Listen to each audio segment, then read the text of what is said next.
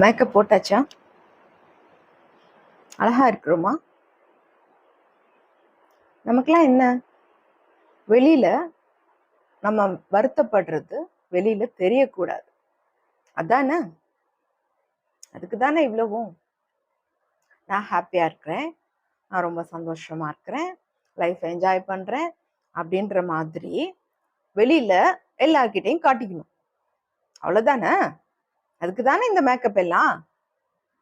உள்ளுக்குள்ள அழுறது, வலி தாங்காம துடிக்கிறது, அவ்வளோ வலி இருக்கும் உள்ள, தனியா உட்கார்ந்து அழுறது.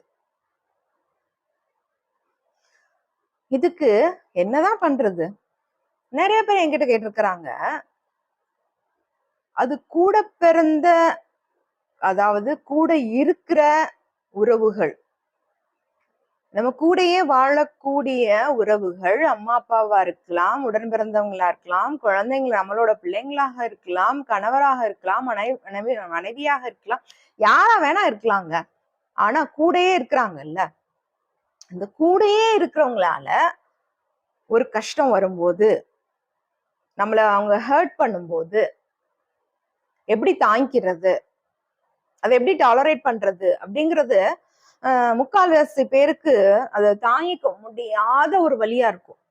உண்மையும் கூட தான், தாங்கிக்க முடியாதுதான். நம்ம விரும்புற ஆத்மா, நம்ம விரும்புற ஒரு சோல், நம்ம விரும்புற ஒரு மனிதர் நம்மளை புறக்கணிக்கும் போது, நம்மளை வேண்டான்னு ஒதுக்கும் போது வர்ற வலி இருக்குது. அது எல்லாரும் என்ன நினைச்சுக்கிறாங்க, லவ்வர்ஸ்குள்ளதான் அந்த வலி இருக்கும். லவ்வர்ஸ்குள்ள ஒருத்தர் மாட்டேன் வேண்டான்னு சொல்லிட்டாங்கன்னா மட்டும்தான் வலிக்கும், அவங்க சூசைட் பண்ணிப்பாங்க உடனே, அந்த மாதிரி எல்லாம் நிறைய நினைக்கிறாங்க. அதுவும் அவங்களுக்குள்ள மட்டும் இருக்கிறது வலி கிடையாது. எல்லா கூடயே இருக்கிற அத்தனை உறவுகளுமே நம்மளை கஷ்டப்படுத்தும் போது ஏற்படுற வலி விளக்க முடியாத ஒரு வலி, தாங்கிக்க முடியாத ஒரு வலி. ஆனா அந்த வலி தாங்கிதான் ஆகணும். ஏன்னா அந்த உறவு நம்மளுக்கு வேணும், அந்த உறவு நம்ம கூடயே இருக்கணும் வாழ்க்கை முழுசுக்கும். அப்போ அந்த வலியை தாங்கிதான் ஆகணும். சரி, வலியை தாங்கிக்கலாம், யாருக்கும் தெரியாம அழுதுக்கலாம், அப்புறம் அதை விட்டு வெளியில வந்துடலாமே.